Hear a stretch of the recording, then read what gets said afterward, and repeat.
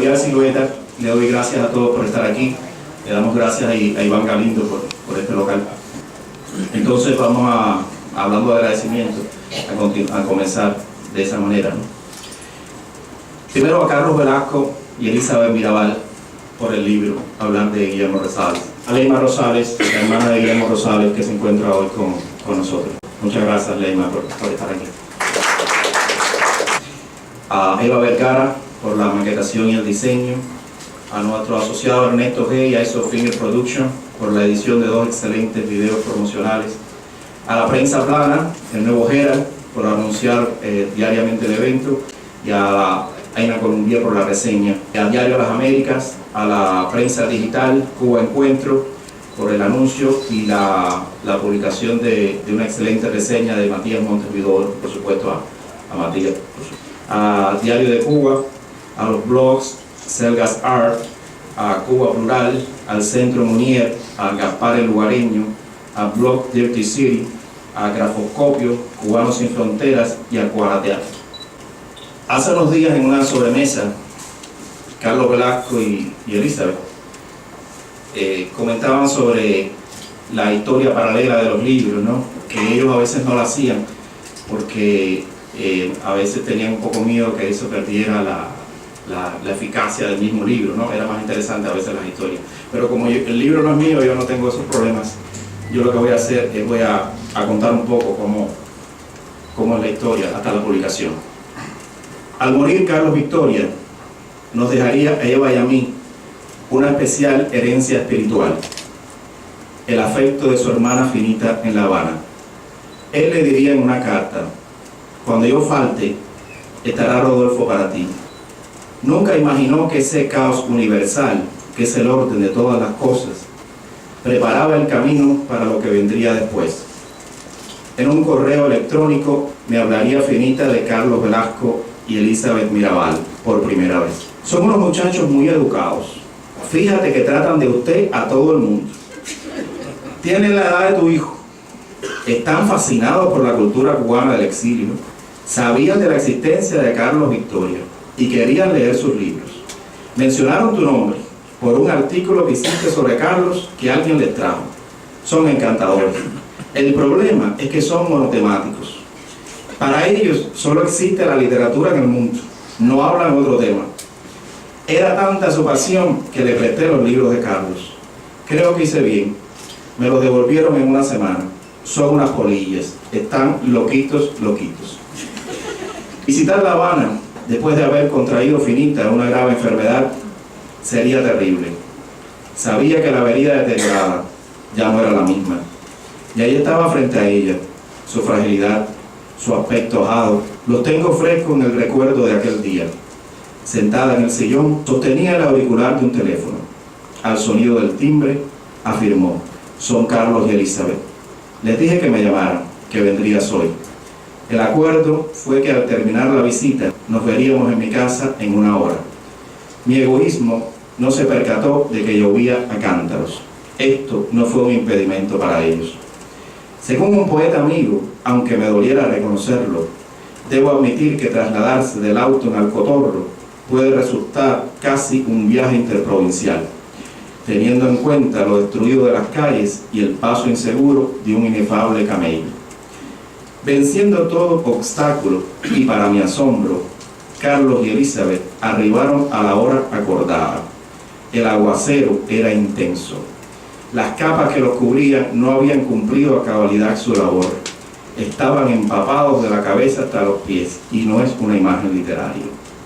Lo curioso es que protegían de la lluvia un libro.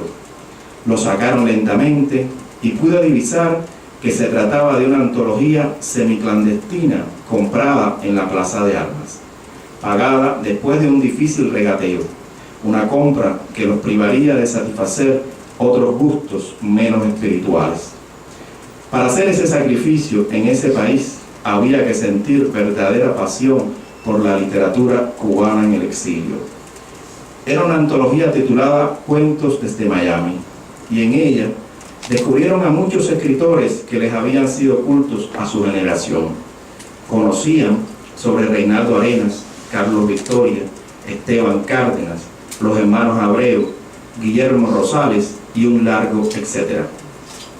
Al escucharlos me di cuenta que aprovecharían mucho más ciertos libros que llevé con otros destinatarios. Me lo agradecerían efusivamente. Con el tiempo creció la amistad en la distancia. Los envíos de libros dedicados por autores exiliados eran esperados como tesoros invaluables.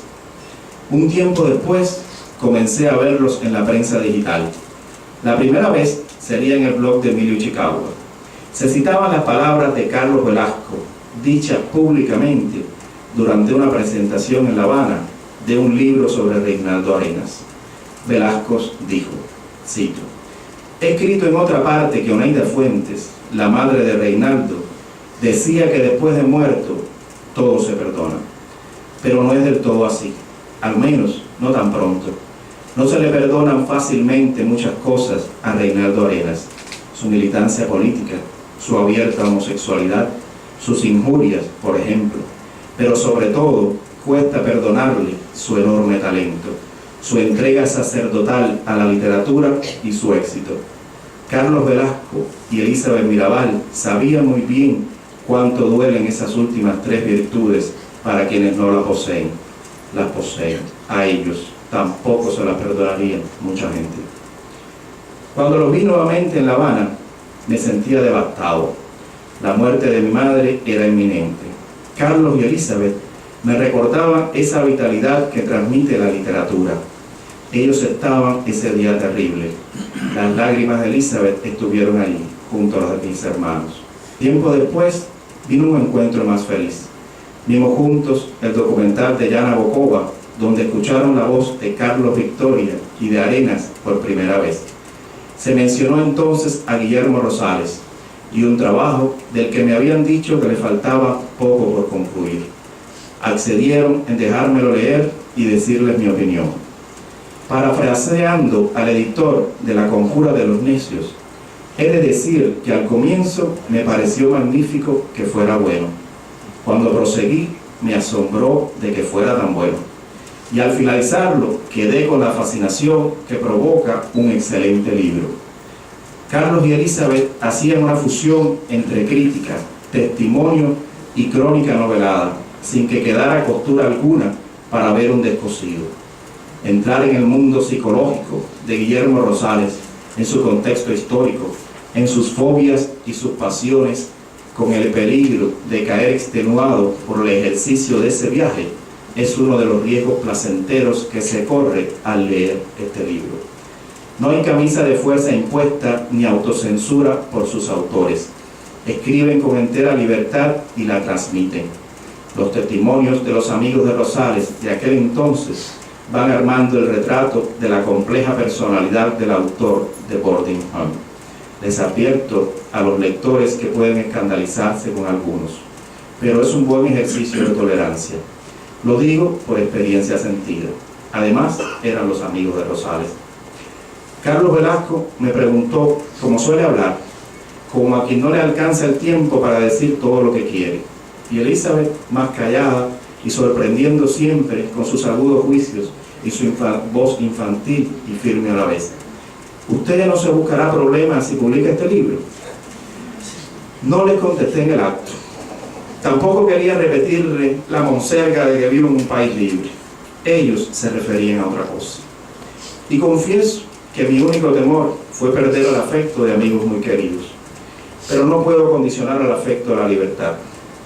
El miedo a buscarse problemas es el alimento para el despotismo. Llenó nuestra historia literaria de periodos muy oscuros que no cesan. Carlos y Elizabeth habían tenido el coraje de escribir este libro dentro, de abrirse espacio en su búsqueda de proscritos, con el recelo de instituciones gubernamentales, con sospechas de adentro y de afuera. Para mí todo sería más fácil. Y ahora sí cabe el lugar común y la obviedad, porque vivo en un país libre. Es llover sobre mojado mencionar los ataques recibidos de un lado y del otro, por pretender adelantarse al futuro inevitable. He de ser, como decía Rimbaud, absolutamente moderno y aprender, más que condenar, de su juventud, que solo padeció la historia que hicieron sus mayores. y de la que no son culpables. En un acto herético han pretendido reconstruir el mundo literario que les fue negado. Se han enfrentado a los límites que impone la precariedad en su país, a la censura siempre actuando como una espada de Damocles, a la miseria moral de injustas condenas. No les ha importado que al premiarlos desde adentro podrían algunos interpretar como un proyecto de institución un logro personal. Como no les importa ahora que al publicar de este lado en la editorial Silueta no sería mencionado su libro en ninguna prensa oficial, ni digital, ni plana de su país. Para ellos solo existe el regocijo de haber realizado un excelente libro. Para ellos, ya me lo había advertido Fenita, solo tiene valor la literatura. Muchas gracias.